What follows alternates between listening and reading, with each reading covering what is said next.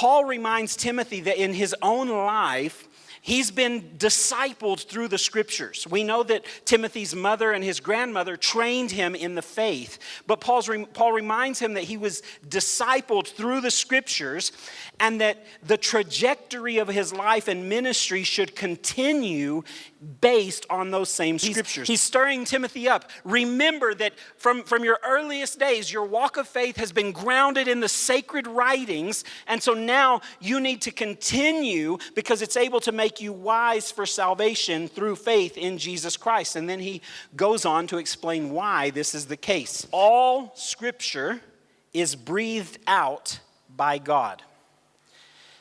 That word is where we get the idea of inspiration. But God didn't just inspire Scripture. He didn't just put a good thought on someone's mind when they started writing. It's saying when the writers of Scripture sat down and began putting pen on paper, it was actually God's breath, His voice, coming through that person.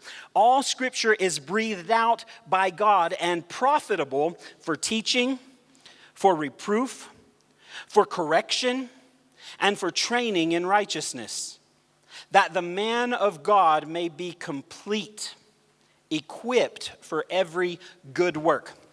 This is why Paul concludes his section to Timothy in 2 Timothy 4 in verse number 5. He concludes by saying this, "As for you, always be sober-minded."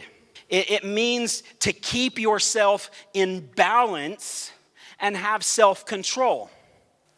This is still in the context, but Paul is talking to Timothy about the scriptures. He's telling him, people are coming, preaching a false word. I'm charging you, preach the word. And then he gives him this personal command, you make sure you're always sober-minded. What he's saying is that if you stay in the scriptures, it is going to keep you from spiritual drunkenness, spiritual confusion, spiritual rashness where you make bad decisions because you don't have the foundation to stand on.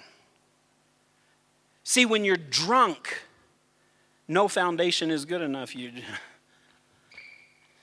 just falling over. But when you're spiritually sober-minded, you have a firm foundation and you can stand with balance and you're in control of yourself and the outcome of your life. So Scripture is the foundation for the Christian life and ministry. This is what Paul pours into Timothy.